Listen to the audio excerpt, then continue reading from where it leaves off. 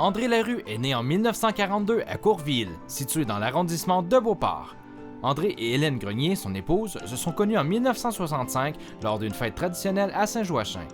Dès lors, André a su partager à Hélène sa passion pour les balades en voiture ancienne ou en hot rod.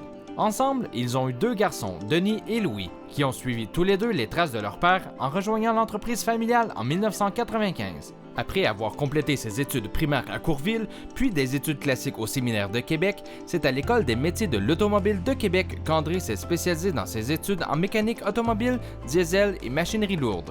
Il compte au total 17 ans de scolarité. Gérant à la Caisse populaire de Courville, le père d'André avait un talent indéniable pour le bricolage et les réparations de toutes sortes. André a certainement hérité du talent et du savoir-faire de son père puisque les moteurs n'ont rapidement plus eu aucun secret pour lui. C'est dans l'atelier de son père qu'à 16 ans, André commence la restauration de son Ford 1928 avec son ami Roger Desgagnés et son beau-frère Guy Ferland, sous les bons conseils du garagiste de Courville, Marcel Giroux. Pour financer sa passion, André a travaillé sans relâche jusqu'à l'âge de 26 ans, à couper des pelouses avec une tondeuse à bras sans moteur jusqu'à ce qu'il se fasse remarquer par le curé qui lui a offert 2 tondeuses à moteur, mais qui ne fonctionnaient pas. Néanmoins, il n'a fallu que 2 heures à André pour redonner vie à l'une d'elles. Depuis, le temps de la tondeuse manuelle est révolu. Alors qu'il était étudiant, André a forgé son expérience chez Hewitt Équipement de 1963 à 1964 comme technicien.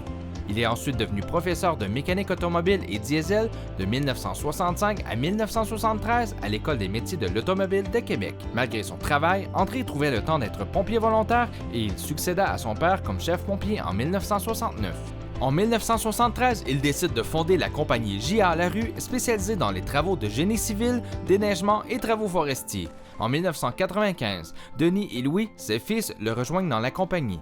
Il est alors décidé qu'en plus de rénover des souffleuses, la compagnie fabriquera aussi des souffleuses à neige neuves. Et c'est en 1999 que la toute première souffleuse est sortie de l'usine de J.A. Larue. Est devenu un des plus importants fabricants de souffleuses à neige vendues à travers le monde. Parallèlement, dès les années 60, les courses de stock car faisaient partie des passe-temps d'André. Il a fait partie de l'équipe de course de Maurice Grenier comme mécanicien pendant 10 ans.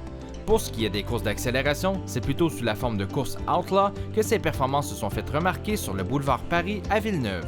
Il s'est forgé une solide réputation au volant de son Chevrolet 1937 327 manuel, l'auto la plus haute et marquante qu'il possède encore et qu'il a acquis en 1965 suite à une transaction avec Gilles Dumont.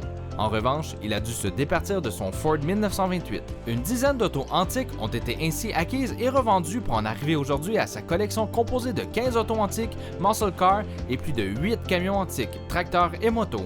Avant les années 2000, André ne s'intéressait pas spécialement au club d'auto, mais lorsqu'il a pu avoir plus de temps à consacrer à son passe-temps, il est devenu membre partenaire au Club des belles autos d'hier.